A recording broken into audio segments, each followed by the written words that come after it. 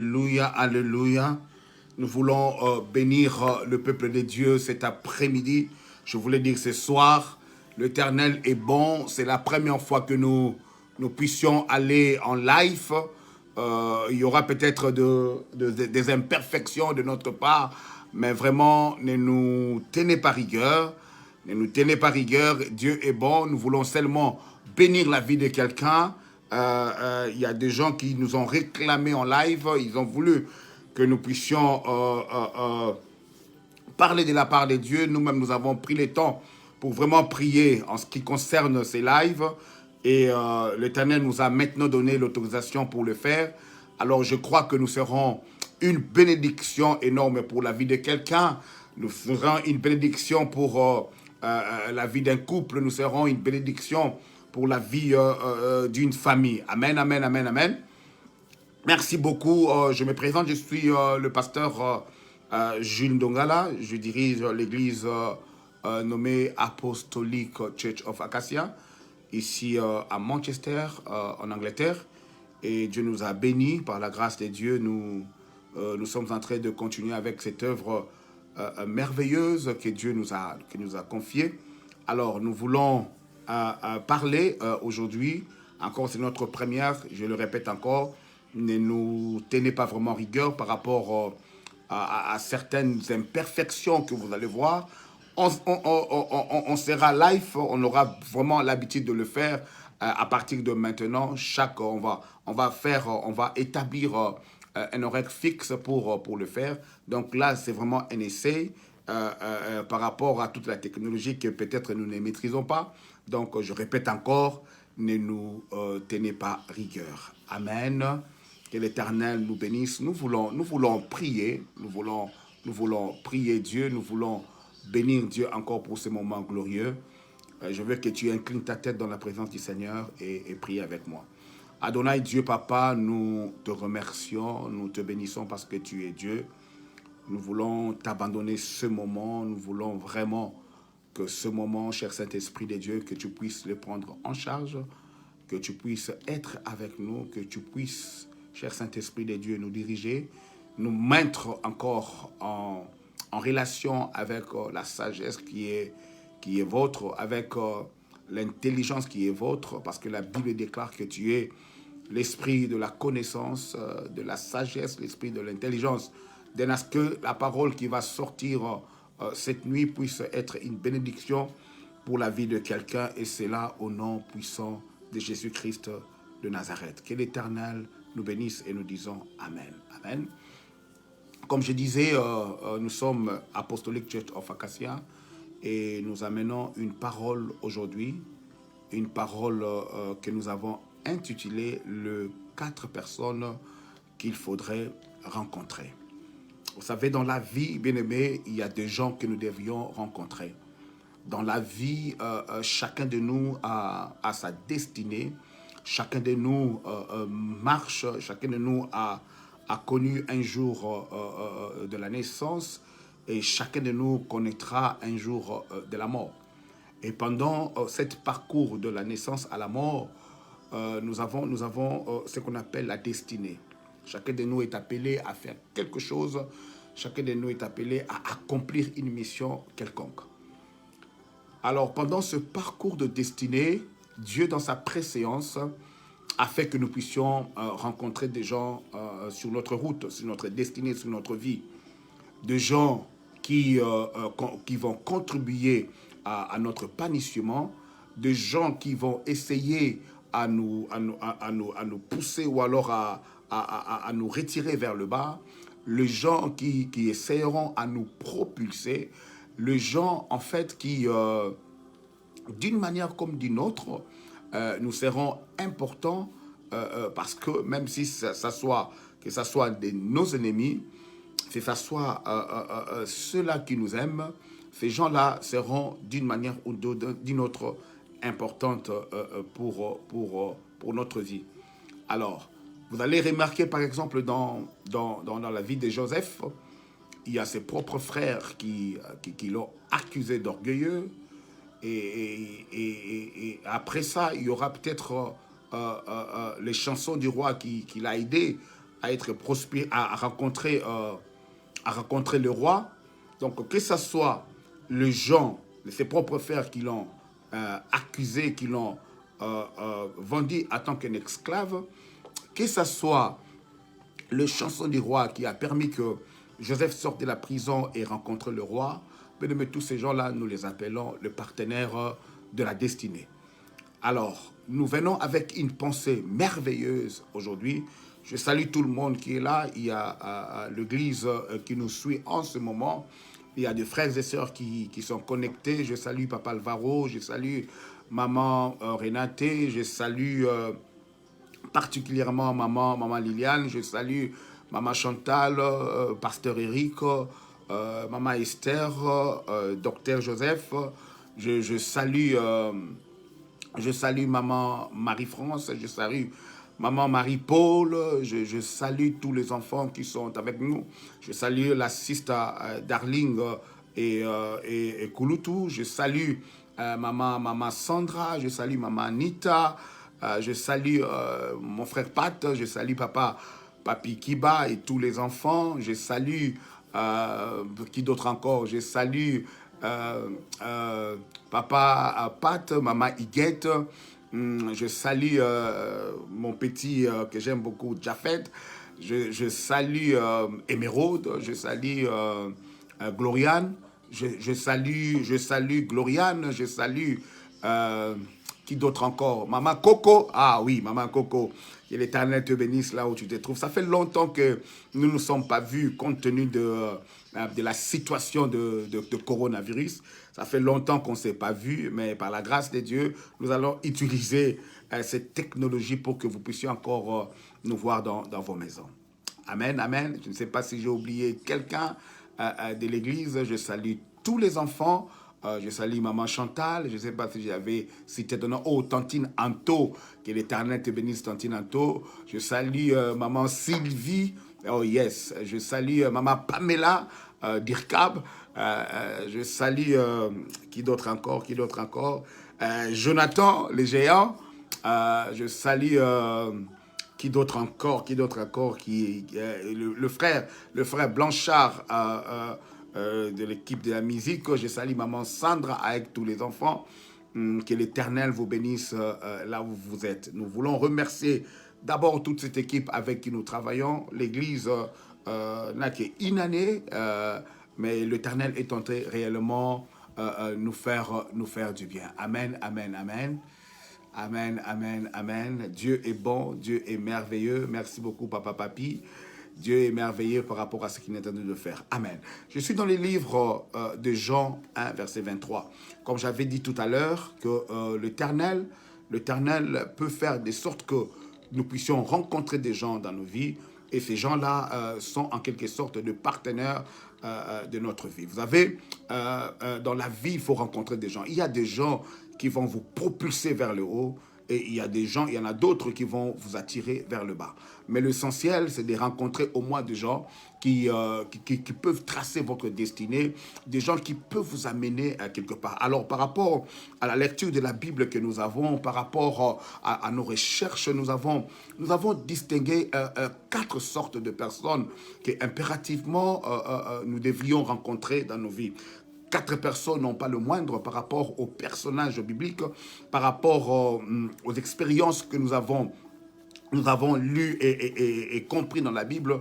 Nous avons comment est-ce que je peux les représenter? Nous pouvons dire que non, une personne pour être sûr qu'il puisse accomplir sa mission, il a besoin de rencontrer 4 types de personnes. 4 types de personnes qui vont vraiment être des gens qu'on appelle des partenaires de destinée. Amen, amen, amen. Amen, amen, amen. Je veux que nous ouvrions nos Bibles dans les livres de Jean 1, verset 23. Je vais lire au nom puissant de Jésus. Jean 1, verset 23. La Bible déclare, « Moi, dit-il, je suis la voix de celui qui crie dans le désert. Aplanissez le chemin du Seigneur, comme a dit Ésaïe le prophète. » Amen. Je répète encore. Verset 23, du Jean 1, Jean 1er. Moi, dit-il, je suis la voix de celui qui crie dans le désert. Aplanissez le chemin du Seigneur, comme a dit Ésaïe, le prophète. Alors, comme cette parole-là, c'est Jean-Baptiste qui est en train de le dire. Il dit que non, lui, son travail, le service, la mission qu'il était venu à faire sur cette terre, c'était d'aplanir le chemin. C'était de crier au désert. C'était d'aplanir le chemin pour quelqu'un d'autre. Alors, le premier type de personnes que nous devrions rencontrer dans la vie, je le présente comme le personne de Jean-Baptiste. Amen. Le premier genre de personnes, que nous devrions rencontrer dans la vie, bien aimé, ce sont des personnes que je nomme Jean-Baptiste. Jean-Baptiste, comme nous les connaissons tous, il est fils de Zacharie. Jean-Baptiste, il est cousin à Jésus. Jean-Baptiste, il est fils d'Élisabeth. Jean-Baptiste, il se présente lui-même comme quelqu'un qui ne vient pas travailler pour lui. Donc, Jean-Baptiste, ce sont des genres de personnes qui ne travaillent pas pour eux-mêmes. Une personne qui vient avant nous pour nous effrayer le chemin. Ça c'est très important et je veux que tu notes cela. Dans la vie, tu dois rencontrer, ou alors nous devons rencontrer des personnes que nous appelons des Jean-Baptiste. Nous avons besoin de Jean-Baptiste. Parce que si vous remarquez dans le travail que Jean-Baptiste a fait, Jean-Baptiste ne travaillait pas pour lui-même. Jean-Baptiste travaillait pour quelqu'un d'autre. Il frayait le chemin, il arrangeait le chemin pour que Jésus-Christ puisse venir. Jean-Baptiste, en fait, ce sont des facilitateurs. Alléluia. Je ne sais pas si vous comprenez. Ce sont des facilitateurs, des gens qui souffrent avant même que vous ne veniez accomplir votre mission. C'est-à-dire une personne comme le présente Ésaïe, que l'Éternel a envoyé, que Dieu a envoyé avant qu'il n'envoie Jésus-Christ de Nazareth. Amen. Je m'explique. Jean-Baptiste, ce sont des bulldozers. Vous savez, quand on veut faire un chemin, quand on veut construire un chemin, quand on veut relayer quelque chose, on envoie toujours avant des engins lourds pour préparer le terrain. Jean-Baptiste, c'est le genre de ces personnes-là qui viennent travailler avant que vous ne veniez, arranger le terrain avant que vous ne veniez, pour que votre mission soit facile. Alléluia. Alléluia. Donc, je disais que Jean-Baptiste, c'est une personne qui est fort, une personne qui accepte de souffrir. Lorsqu'on regarde la vie de Jean-Baptiste, on va comprendre que Jean-Baptiste, les habits ne lui disaient rien du tout. On va comprendre que Jean-Baptiste, la maison ne lui disait rien du tout. Il habitait dans la brousse, même la nourriture ne lui disait rien du tout. Mais tout ce qu'il disait, il était en train de dire que non, moi, je prépare seulement le chemin. Car celui qui vient après moi, je ne suis même pas digne pour enlever ses sandales. Donc je suis venu dire à quelqu'un, dans la vie, il faut que tu fasses tout pour que tu te connectes à ton Jean-Baptiste. Jean-Baptiste, c'est quelqu'un, quand il était né, un enfant consacré. Un enfant, la Bible déclare que non, sa maman, Élisabeth, devrait normalement observer certaines lois afin que Jean-Baptiste ne soit pas souillé.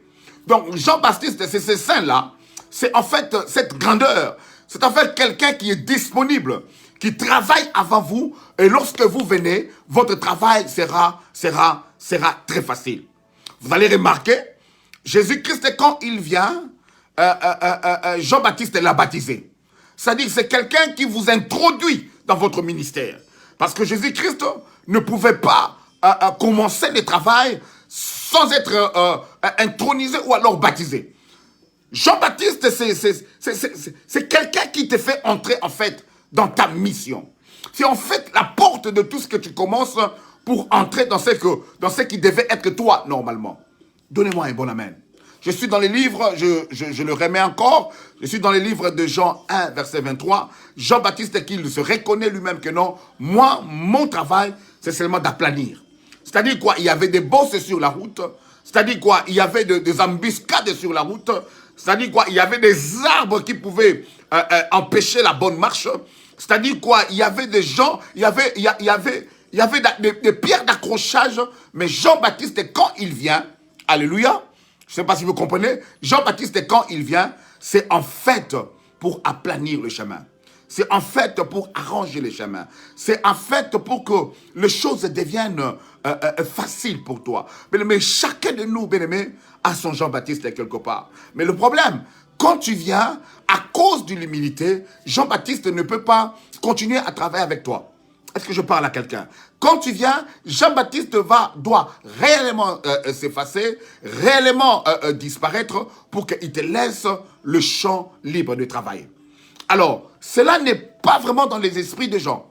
Jean-Baptiste, c'est que nous vivons maintenant dans notre société, dans nos églises aujourd'hui, le Jean-Baptiste, ils ont toujours un problème.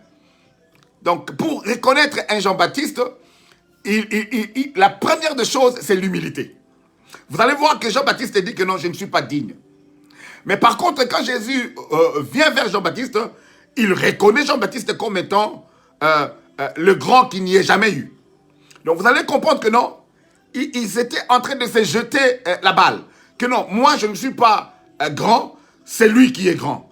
Mais quand lui-même Jésus vient et dit que non, non, non, ce n'est pas moi qui est grand. D'entre tous ceux-là qui sont nés des femmes, c'est Jean-Baptiste qui est grand. Donc vous allez voir que non, ce sont des gens qui, le genre de personnes qui ont l'humilité. C'est-à-dire, il ne se tape pas la poitrine que non, pour dire que non, si il est comme ça aujourd'hui, c'est parce que c'est moi qui l'ai baptisé. C'est parce que, non, non, non. Lui, il vient seulement pour aplanir le chemin. Amen. Lui, il vient pour t'arranger le chemin. Pour que lorsque tu viens, que les choses soient un peu faciles pour toi. Est-ce que quelqu'un me comprend? Le deuxième type de gens que nous devrions rencontrer, je vous ai dit que ça, c'est seulement un essai aujourd'hui, mais qu'à cela ne tienne, nous allons vraiment partager la parole de Dieu. Le deuxième personne que nous devions, le deuxième type de personne que nous devions rencontrer dans nos vies, ce sont des personnes que j'appelle les Élisabeth. Élisabeth. Élisabeth, tu dois, dans ta vie, rencontrer ton Élisabeth. Lorsque tu rencontres ton Élisabeth, bien-aimé, les choses seront très très faciles pour toi. Amen, amen. Comme c'est dans l'écran, nous sommes dans le livre de Luc, chapitre 1er, 36 à 40. Je vais lire pour une bonne compréhension. Luc 1er, 36 à 40. La Bible déclare, je lis au nom de Jésus, « Voici, Élisabeth, ta parenté, a conçu, elle aussi, un fils en sa vieillesse. Et celle qui était appelée stérile est dans son 6e mois. Car rien n'est impossible à Dieu. » Verset 38, Marie dit, « Je suis la servante du Seigneur, qu'il me soit fait selon ta parole. » Et l'ange la quitta. Dans ce même temps, Marie se leva et s'en alla en hâte vers les montagnes dans une ville de Juda. Elle entra dans la maison de Zacharie et salua Élisabeth. Dès qu'Élisabeth, verset 41, entendit la salutation de Marie, son enfant tressaillit dans son sein et elle fut remplie du Saint-Esprit. Je disais tantôt, le deuxième type de personnes que nous devrions rencontrer dans nos vies, ce sont des gens que moi je présente comme des Élisabeth. Qui est en fait Élisabeth? Élisabeth, c'est cette femme-là, dans la Bible, la femme du sacrificateur Zacharie. Et cette femme-là avait un problème. Elle ne mettait pas au monde. l'Éternel a fait que Élisabeth tombe enceinte pendant que l'âge était avancé. Amen. Je me pose la question maintenant. Quel est le rapport y a-t-il entre Élisabeth, enceinte de 6 mois, et l'ange apparaître à Marie pour dire à Marie que non, ta parenté, Élisabeth, dans sa vieillesse, elle est enceinte de 6 mois. Vous allez remarquer en fait, Marie, quand elle parlait avec l'ange, l'ange ne lui a pas dit que va voir Élisabeth. Non. C'est en fait le renouvellement de l'intelligence, le renouvellement de l'intelligence en elle qui a fait qu'elle se décide que non, je vais aller voir Élisabeth. Vous savez, dans la vie, bien-aimée, nous devions rencontrer des gens. Mais pas n'importe qui. Deuxième personne de la Bible, dans la Bible, que j'ai répertorié qu'il est nécessaire de voir, c'est Élisabeth. Oui, bien évidemment, Jean-Baptiste, Élisabeth et tous les gens que je citerai après ici sont tous morts. Mais laisse-moi te dire que non, l'esprit qui travaillait sur eux, cet esprit-là est encore vivant. Donc, à nos jours, on peut rencontrer quelqu'un qui fera le même chose ou alors qui est dans la même position qu'avait Élisabeth. Parce que c'est le même esprit qui opérait avec Élisabeth de son vivant, qui opère avec certaines personnes aujourd'hui. C'est à toi de déceler, c'est à moi de déceler qui pourrait être un Élisabeth pour moi. Alors, Élisabeth était enceinte, elle était déjà vieille. Et vous allez remarquer, je crois dans le verset 37 ou 38, on dit que non, que rien n'était, l'ange a dit que car rien n'était possible à Dieu.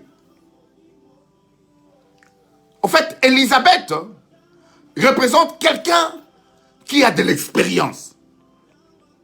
Alléluia.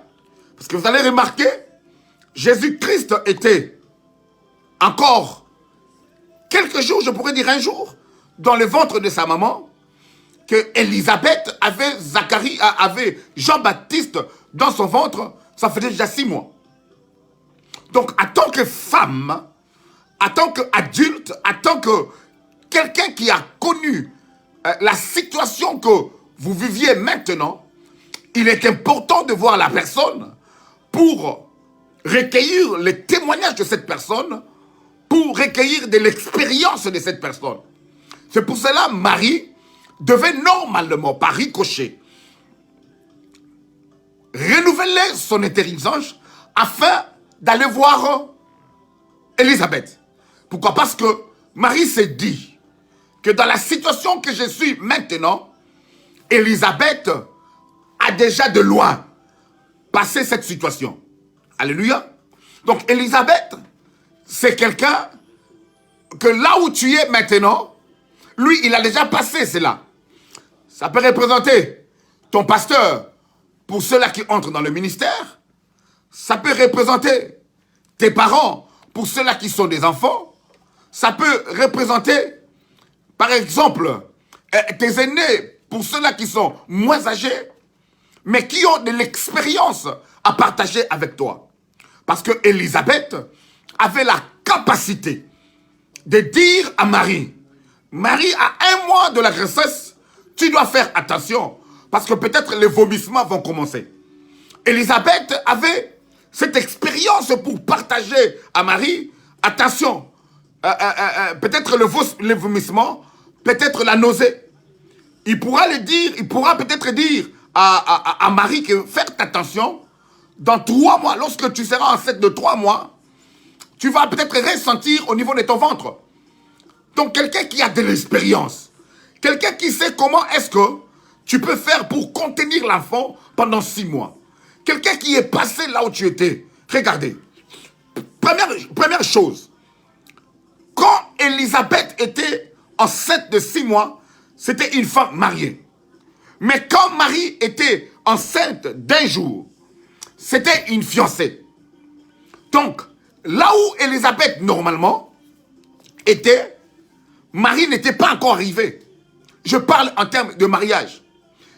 Marie ne devait que chercher quelqu'un qui vient ou qui a passé ces choses avant elle. Pourquoi je dis ces choses? Bien aimé, dans chaque chose que nous entrons, dans toutes les situations que nous pouvons entrer hier, demain ou après-demain, bien aimé, nous avons quelqu'un de gens qui ont de l'expérience, des gens qui ont vécu avant nous, des gens qui ont la maîtrise des choses. Avoir un bébé pendant 6 mois dans le ventre, bien aimé, ce n'est pas donné à n'importe qui. Il y a beaucoup de gens, il y a beaucoup de femmes qui ont même avorté avant 6 mois. Ils peuvent concevoir, mais ils ne maintiennent pas leur conception. Mais Élisabeth devait dire à Marie que non, garde ta grossesse. Garde bien ta grossesse. Parce que comme je l'ai dit tantôt, beaucoup de femmes, 6 mois après, ils ne peuvent même pas garder leur enfant. Mais Élisabeth était arrivée jusqu'aux 6 mois de la grossesse. Amen, amen, amen.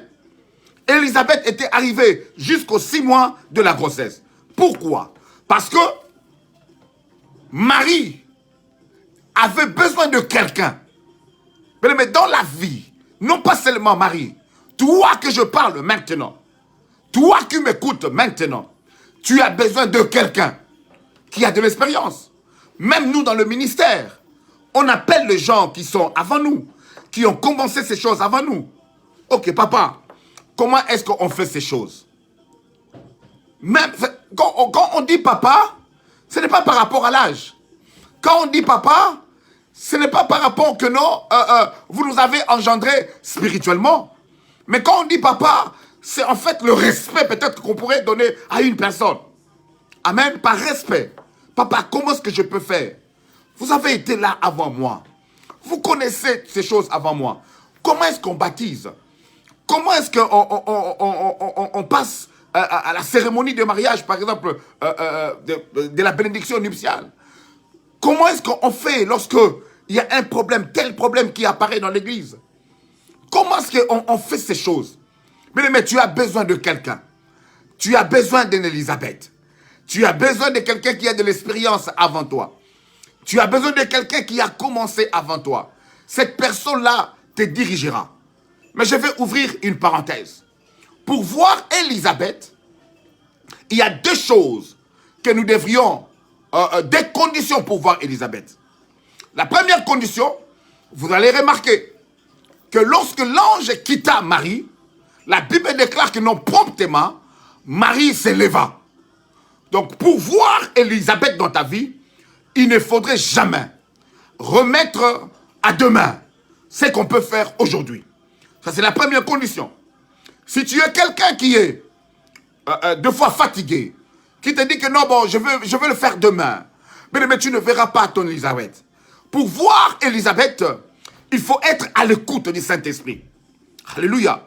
Pour voir Élisabeth, il faut être à l'écoute du Saint-Esprit. Quand le Saint-Esprit, ou alors quand l'ange a parlé à Marie, il a dit seulement à Marie que non, ta parenté est enceinte de 6 mois. Mais, il n'a pas dit à Marie que tu dois aller la rencontrer. Non.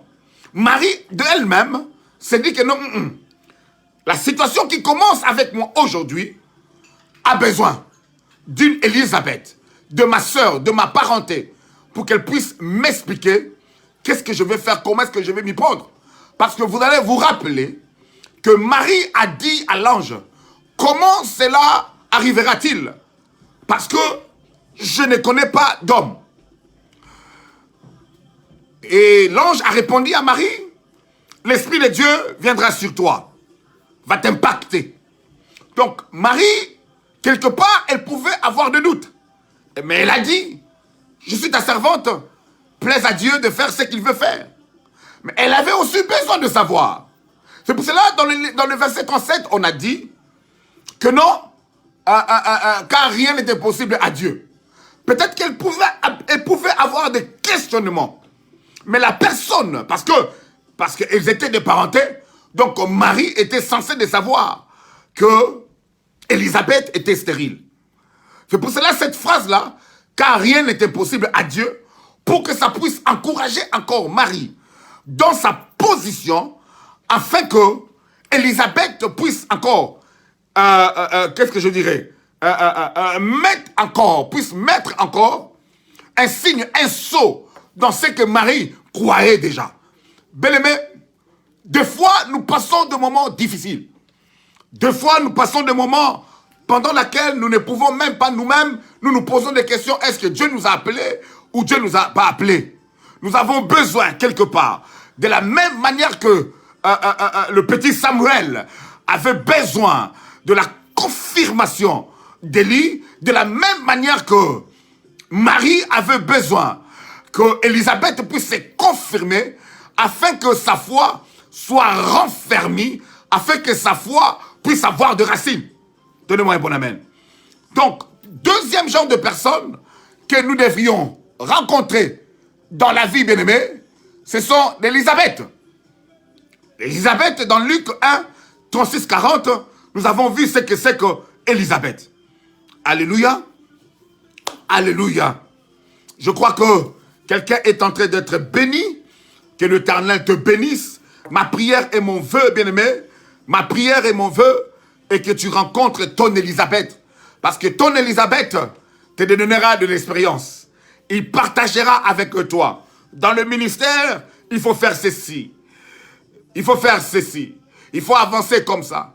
Est-ce que je parle à quelqu'un? Dans le mariage, il faudrait avancer comme ça. Nous tous, nous avons des gens qui ont de l'expérience. Mais parmi nous, il y a des gens qui ne veulent écouter de personne. Ils pensent qu'ils connaissent tout. Ils pensent qu'ils maîtrisent tout. Mais c'est très mauvais. C'est très mauvais. Surtout dans les choses de Dieu, il faut toujours avoir un mentor. Il faut toujours avoir un père spirituel. Il faut toujours avoir un coach. Il faut toujours avoir quelqu'un qui peut t'aider lorsque tu as des problèmes. Il faut toujours avoir ton Mardoché quelque part qui peut t'envoyer dans le droit chemin.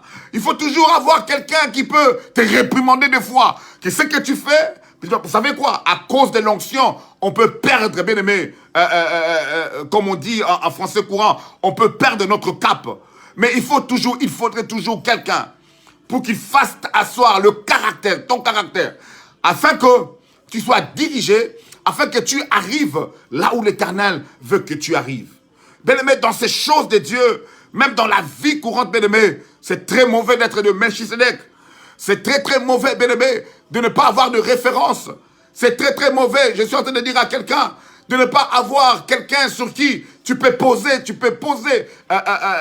des problèmes que tu peux demander conseil.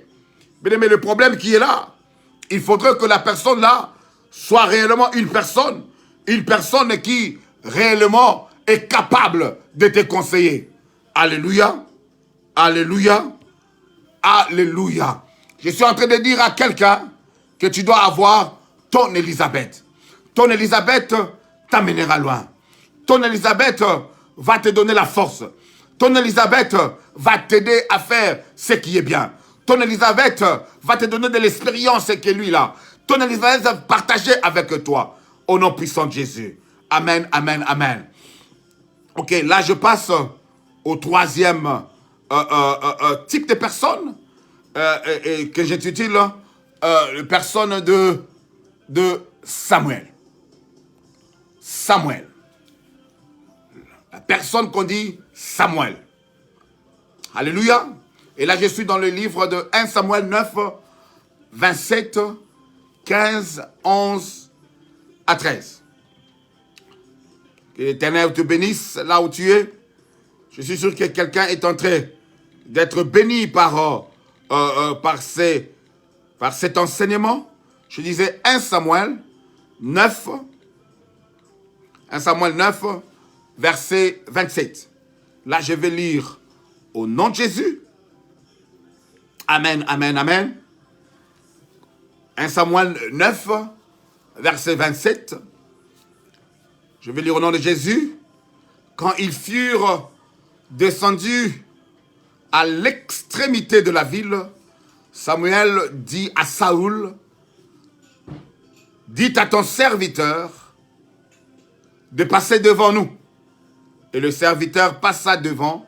« Arrête-toi maintenant, reprit Samuel, et je te ferai entendre la parole de Dieu. » Amen. Nous lisons encore 1 Samuel 15. 1 Samuel 15. Gloire à Jésus. 1 Samuel 15. Que l'Éternel te bénisse, bien-aimé. Partage la vidéo avec tes amis. Partage la vidéo.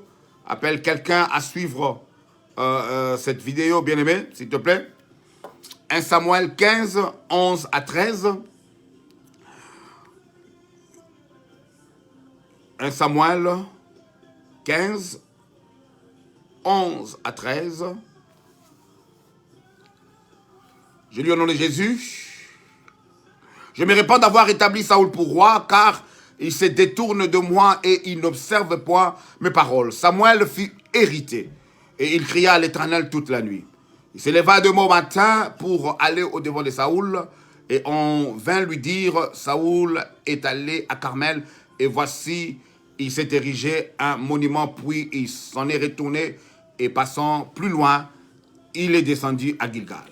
Samuel s'est rendu auprès de Saoul et Saoul lui dit, sois béni de l'Éternel. J'ai observé la parole de l'Éternel.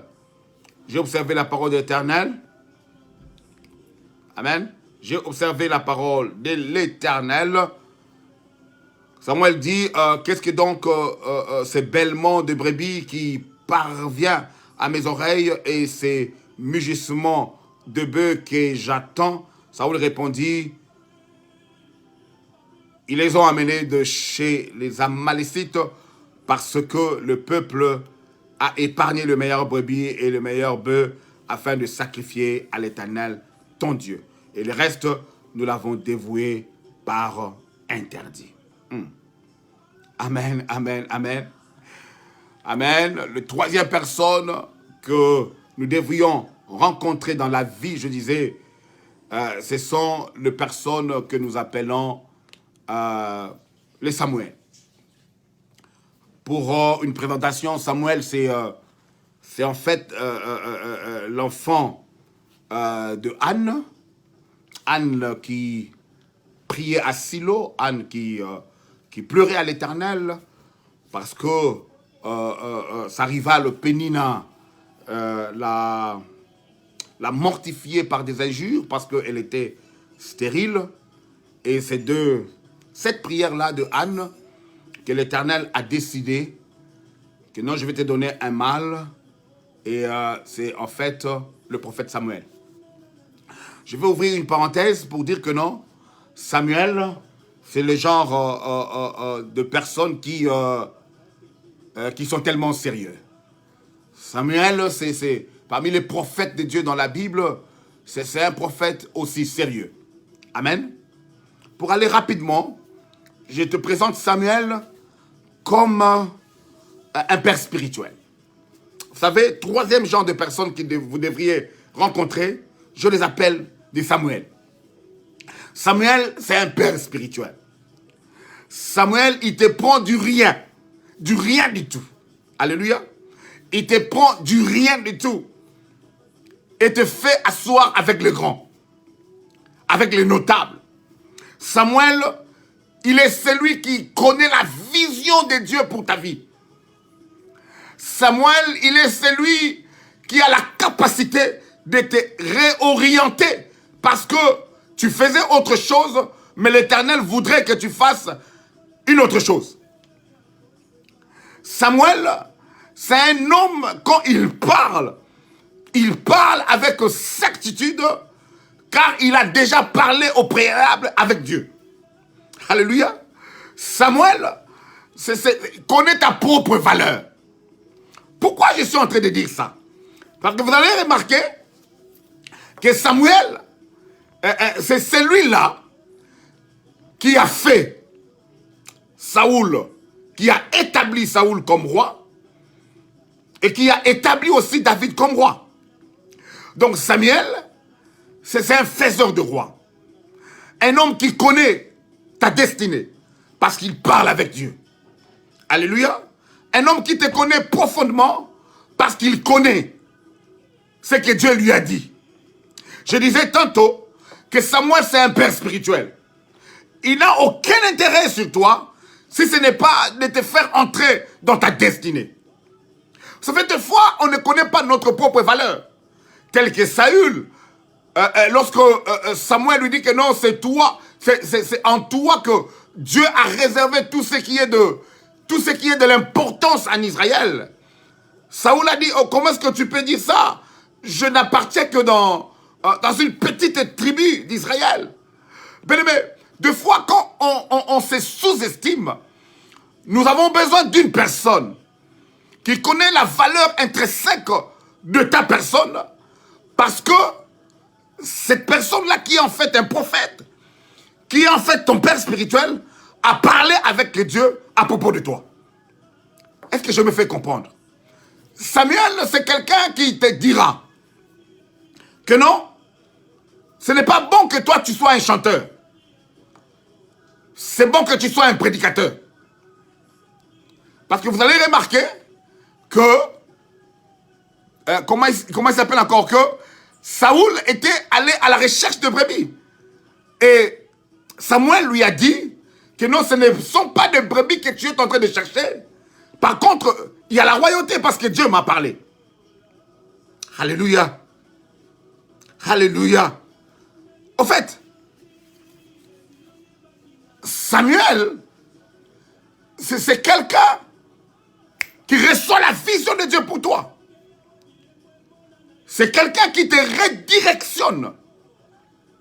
Ne fais pas ceci. Et lorsqu'il entre en contact avec toi, il te fait asseoir dans une place de choix. Regardez. Quand Saül et son serviteur, le serviteur de son père, sont entrés en contact avec Samuel, la première des choses que la Bible décrit par rapport à ces versets, c'est que il leur a donné une place de choix avec les notables. Il y avait à peu près 30 personnes.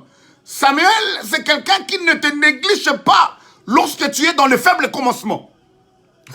Samuel, c'est quelqu'un qui, oh my God, qui connaît la valeur de ce que Dieu a mis en toi. Mais oui, j'aime Dieu, le Dieu de faible commencement. Mais j'apprécie aussi ceux-là qui savent reconnaître la valeur d'une personne lorsqu'il ne voit encore rien dans sa vie. J'appelle ces genres de personnes des voleurs. Vous voyez, un vrai voleur, c'est reconnaître là où se cache quelque chose de valeur. C'est pour cela que vous allez voir que non, le voleur sur la croix, malgré que Jésus-Christ était sale à la croix, malgré qu'il était couvert de sang, battu, de gonflements par-ci par-là, mais le vrai voleur connaissait que non, dans cet homme que les gens, que l'autre voleur est en train d'injurier, il y a une certaine valeur. C'est le genre de Samuel. Samuel, c'est cette personne-là qui te reconnaît, même si tu es en culotte. Alléluia. Pourquoi? Parce qu'il reçoit un ainsi dit l'Éternel de Dieu. Donnez-moi un bon amen. Donnez-moi un bon amen. Samuel, c'est le faiseur de roi.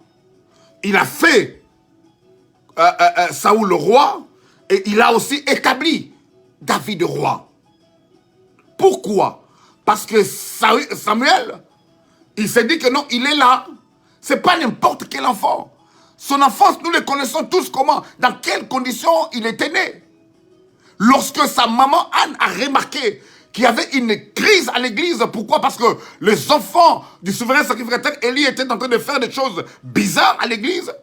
Alors, Anne a changé son église en identifiant le besoin qui était à l'église ce moment-là, parce qu'il n'y avait personne qui devait remplacer le souverain sacrificateur Élie. Alors il a dit que non, Dieu, si tu me donnes un enfant mâle, je te le donnerai. Donc Samuel, c'est quelqu'un qui est consacré à Dieu, quelqu'un qui est mis à part.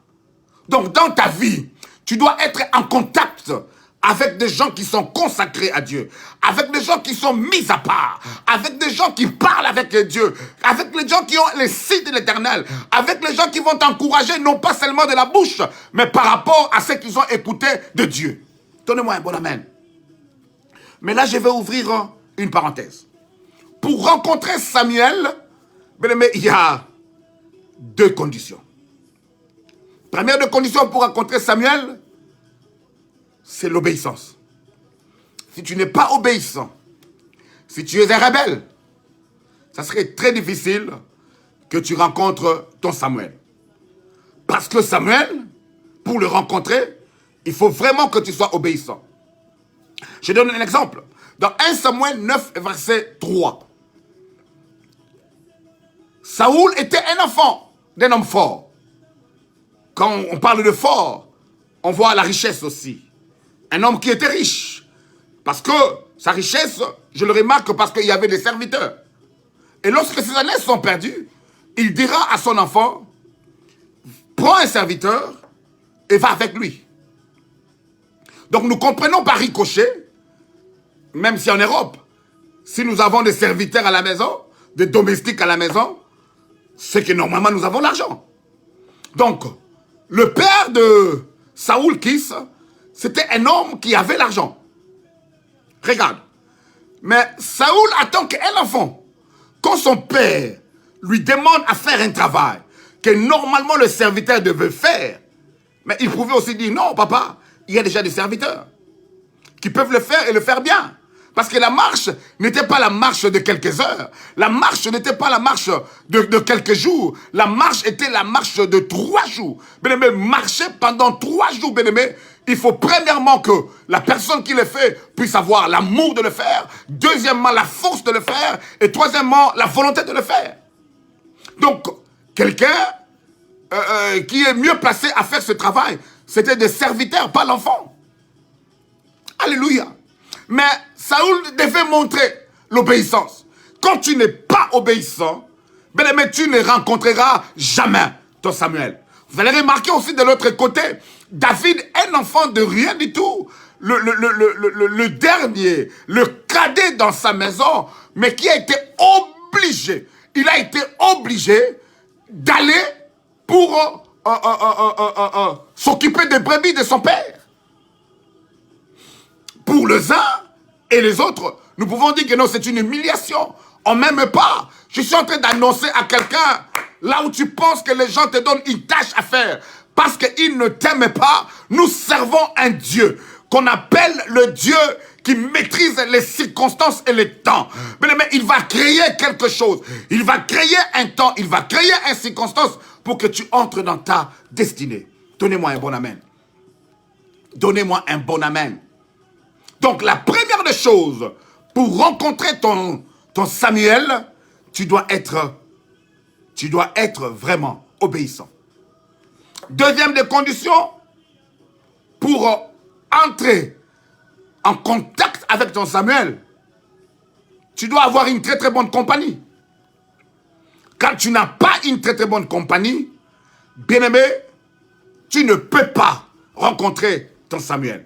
Pourquoi est-ce que je dis ça? Je me base sur 1 Samuel 9, verset 6. Là où nous voyons que, premièrement, Saoul a marché avec quelqu'un qui avait la connaissance de la cité. Bien-aimé, marcher avec les gens qui connaissent quelque chose, c'est très très important. Parce qu'en fait, c'est en fait le serviteur qui a dit à Saoul, non, non, non, ne rentrons pas comme ça. Dans cette ville, il y a un voyant. Bien-aimé, quand tu marches avec des gens qui ont la connaissance de là où vous marchez, de là où vous partez, ou alors de là où vous êtes, bien-aimé, ça va t'épargner beaucoup de problèmes. Tu vas retrouver ce que tu cherches. Est-ce que je parle à quelqu'un? Donc cet homme-là qui marchait, ces serviteurs qui marchaient avec Saoul, avaient la connaissance. Avec qui marches-tu, bien-aimé? Avec qui fais-tu amitié? Avec qui, bien-aimé, qui t'accompagne dans ta destinée? qui t'accompagne dans ta marche, bien-aimé. Donnez-moi un bon amen. Donnez-moi un bon amen. Bien-aimé, nous sommes fatigués d'être accompagnés, d'être mal accompagnés, bien-aimé. D'être mal accompagnés de gens qui ne regardent qu'au bout de leur nez. Mais quand est-ce que nous allons nous développer? Quand est-ce que quelqu'un dans notre entourage va nous donner quelque chose qui sera bénéfique par rapport à notre avenir, à notre destinée? J'appelle ces gens-là le partenaire de la destinée. Est-ce que tu marches avec le partenaire de ta destinée? Moi, j'étais ici à la maison un jour. Un frère m'a vu, il m'a dit que non, papa, nous devons commencer. Même si j'avais déjà l'idée ou alors tout ce qu'il fallait pour commencer une église. Mais il aurait fallu quelqu'un pour qu'il puisse me pousser. Il aurait fallu un prophète pour qu'il puisse me pousser. Il m'a dit, jette les filets. Est-ce que je parle à quelqu'un? Il aurait fallu un père, il aurait fallu un coach, il aurait fallu quelqu'un, bien-aimé. On peut avoir des capacités, mais lorsqu'on est mal accompagné, bien-aimé, on n'arrivera pas dans ce que Dieu nous attend. On ne va pas recevoir les résultats escomptés. Alléluia. Pourquoi je dis pour voir, comme deuxième condition, ton Samuel, tu as besoin d'être bien accompagné. Pourquoi je dis ça? Parce que le partenaire de ta destinée va accepter de dépenser de l'argent pour toi, de dépenser ses ressources pour toi, pour que tu entres dans ta destinée. Regarde, dans 1 Samuel 9, verset 8, Saoul se pose la question, ben oui, le voyant est là. Mais nous ne pouvons pas aller, alléluia, voir le voyant, visiter le voyant, avec rien en poche. Nous devrions avoir quelque chose. C'est ainsi que non, le serviteur va répondre à la parole pour dire que non, moi j'ai quelque chose. Mais combien de gens ont quelque chose dans leur poche, dans leur maison, dans leur banque, mais parce que ce n'est pas leur affaire, ils ne veulent pas te le donner. Combien de gens qui savent que non, ils ont la connaissance de X ou Y, mais ils ne veulent pas lâcher parce que ce n'est pas leur affaire. Alléluia. Je suis en train de dire à quelqu'un ce soir, que promène-toi, marche, ou alors accompagne-toi avec les gens de ta destinée. Regarde ce que dit Psaume 1er. Heureux l'homme qui ne s'assoit pas. Bien aimé, accompagne-toi avec des gens qui représentent quelque chose pour toi, qui sont capables de se sacrifier pour toi. Alléluia. Alléluia. Et je peux même ajouter troisième condition. Troisième condition par rapport à lui-même, Saoul. Pour que tu puisses voir ton Samuel, tu dois reconnaître la valeur des hommes de Dieu, bien-aimé. Tu dois reconnaître que non, la valeur de gens que Dieu a établis dans le ministère. Parce que Saoul avait peur d'aller voir l'homme de Dieu mais vide. Pourquoi? Parce qu'il y a des principes qui ne ratent pas. Il y a des principes que Dieu a établis. Et cela ne ratera jamais, bien-aimé. Combien de fois tu es venu voir un homme de Dieu? Je ne sais pas si c'est Dieu qui a changé ou alors les principes ont changé. Donnez-moi un bon amen. Rappelle-toi de ce que dit Chronique 20, bien-aimé. Confie-toi aux hommes de Dieu, ces prophètes. Bien-aimé, pour que tu réussisses. Mais aujourd'hui, bien-aimé, yes, je sais que nous, hommes de Dieu, nous avons aussi beaucoup abusé de vos confiances. Mais bien aimé, quelqu'un peut être rétabli. Bien aimé, là où il y a de faux, il y a aussi de vrai. Pourquoi tu es toujours dans cette position-là? Pourquoi tu es cramponné toujours au bas de cette montagne?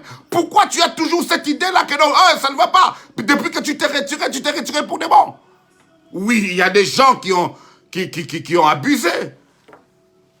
Mais il y en a d'autres qui sont toujours là en train de servir le vrai Dieu. Alléluia.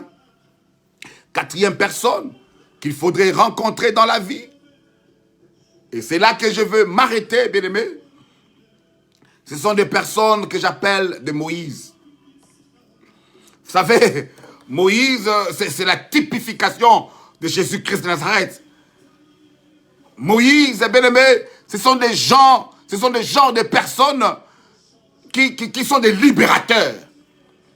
Des gens qui sont capables, de donner leur vie, de risquer leur vie. Parce que vous savez quoi? Moïse est devant Pharaon. Quel risque, bien-aimé, quel risque. Parce que Pharaon était fort. Pharaon était puissant. Pharaon avait de l'armée. Pharaon avait tout. Moïse le savait. Pharaon, devant lui, il y avait des sorciers. Bien-aimé, quatrième type de personnes que vous devriez rencontrer, ce sont de Moïse. Des gens, des personnes qui mettent leur vie en péril. Je dois rentrer parce que mon peuple est là. Je dois rentrer parce que je dois libérer quelqu'un. Je n'ai pas peur. Les gens qui ont banni la peur dans la vie, bien-aimé. De Moïse, bien-aimé, on le cherche. De Moïse, bien-aimé. Ce sont des gens difficiles à rencontrer dans la vie. Mais lorsque tu as ton Moïse, accroche-toi à lui. Pourquoi? Parce que ce sont des gens qui parlent à l'Éternel, qui ont un insigne de l'Éternel pour toi. Ce sont des libérateurs. Ce sont des leaders qui vont t'arracher de quelque part pour t'amener quelque part autre.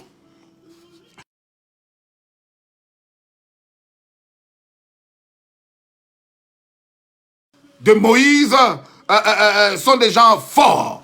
De Moïse sont des gens puissants.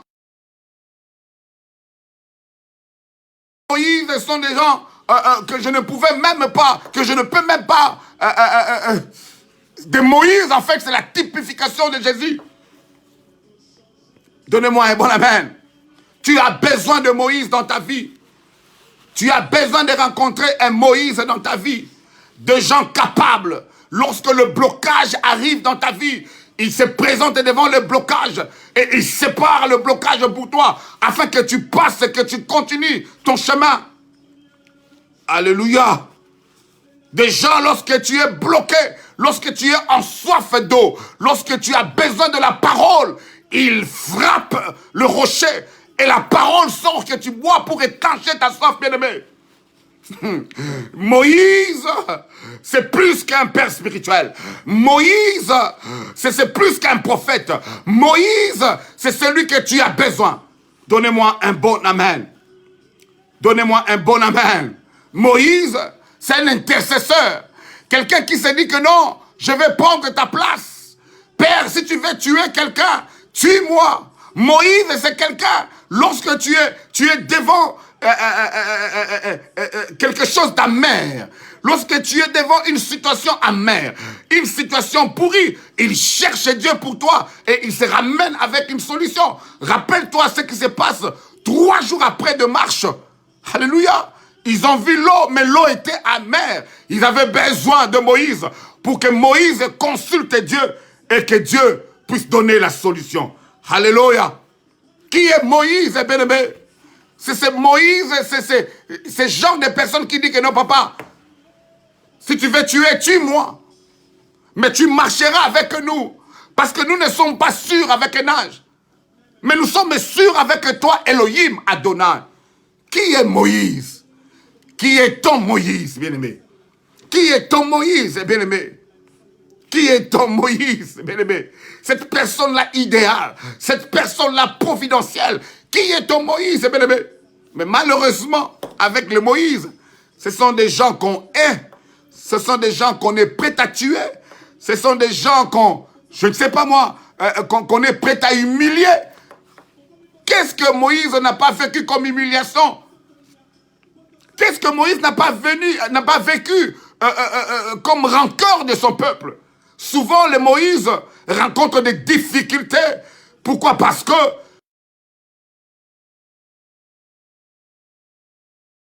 souvent, Moïse, il rencontre des problèmes parce que c'est un libérateur. Je disais que c'est les gens de Jésus-Christ. Le problème que Jésus-Christ a connu, il est venu vers le sien, mais le sien l'ont rejeté. Moïse, on l'a aussi rejeté. Quelqu'un lui a posé la question, qui t'a établi juge entre nous? Alléluia. C'est là que je finis mon entrevue d'aujourd'hui. Malheureusement, les Moïse ratent même d'entrer dans la terre promise à cause de toi, à cause de moi. Je suis venu dire à quelqu'un, dans la destinée de ta vie, tu dois rencontrer de personnes. Dans la destinée de ta vie, dans ta marche avec Dieu, tu vas rencontrer de personnes. tu vas rencontrer des personnes. Des gens comme des Jean-Baptiste, qui sont des précurseurs, des bulldozers. Des gens comme d'Élisabeth, qui sont des femmes d'expérience, des hommes d'expérience. Des gens comme des Samuel, qui sont des pères spirituels qui te redirectionnent dans ton chemin. Et enfin, des gens comme de Moïse, qui ont la capacité de te libérer. Lorsque tu es bloqué, il débloque la situation. Lorsque tu as soif, il te donne l'eau qui est le symbole de la parole de Dieu. Lorsque tu ne sais pas écouter Dieu, il écoute Dieu à ta place. Mais malheureusement pour ces gens, ce sont des gens qui sont tués, ce sont des gens qui sont maltraités, ce sont des gens qu'on n'aime pas trop. Que l'Éternel te bénisse. Je vais prier avec quelqu'un. Ma prière et mon vœu que tu rencontres une personne. Parmi ces 4 personnes qu'on vient de citer, que tu rencontres une des personnes dans sa vie pour que ta destinée soit accomplie. Au nom puissant de Jésus-Christ, je prie avec une famille, je prie avec toi, que l'Éternel te bénisse, qu'il te bénisse abondamment, qu'il te garde dans sa présence, au nom puissant de Jésus-Christ. Bien-aimés, c'était votre humble serviteur, Pasteur Jules Dongala, de l'église apostolique Church of Acacia. Nous vous disons vraiment un grand merci. Vous allez nous supporter pendant tout ce temps, car nous serons vraiment là présents pour présenter la parole de Dieu, pour enseigner à quelqu'un la parole de Dieu, pour parler ainsi de l'Éternel à une personne. Merci pour votre fidélité, pour votre temps. Que l'Éternel nous bénisse. Et c'est là que nous disons bye bye. Nous avons un programme de prière tout à l'heure. Chaque jour, nous prions de 22h à 23h. Et chaque jour, par 2 moments, comme les moments pareils, nous allons encore recommencer nos prières de 4h du matin jusqu'à 5h.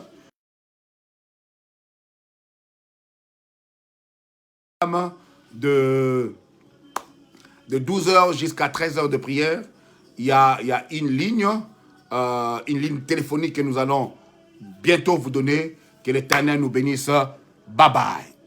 Bye bye.